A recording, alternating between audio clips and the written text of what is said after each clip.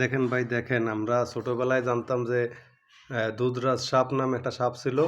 যে সাপটা আপনার এই গরুকে পেঁচাইয়া এই আপনার কি বলে গরুকে পেঁচাইয়া গরুর দুধ খাইতো।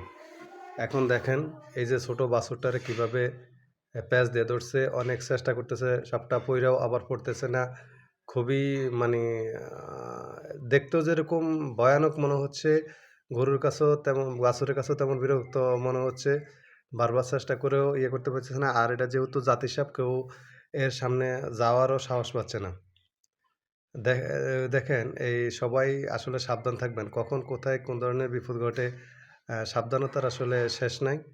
তো আমরা সবাই সাবধানে থাকবো। দেখেন অনেক চেষ্টা করে ও আবার প্যাঁচ দিয়ে ধরে, আবার প্যাঁচ দিয়ে ধরে।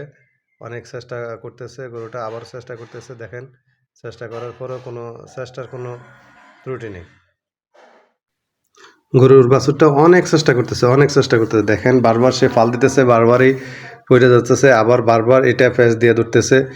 মানে একেবারে কঠিন অবস্থা, যারা দেখতেছে তারা ওইখানে চিল্লাচিল্লি করতেছে। আপনারা এই বাছুর রাখার সময় অবশ্যই সাবধানে রাখবেন। অবশ্যই বাছুরের ঘরের আশপাশে আঙ্গিনা পরিষ্কার রাখবেন এবং একটা অ্যাসিড পাওয়া যায়, কার্বলিক অ্যাসিড। এটা গরু ঘরের আশপাশে বা নিজের বসতবাড়ির আশপাশেও দিলে সেখানে আপনার মনে করেন সাপ, কোনো ধরনের সাপ আসে না। কার্বলিক অ্যাসিডের দোকানে কিনতে পাওয়া যায়, দোকান থেকে কিনে আপনারা এগুলা দিবেন।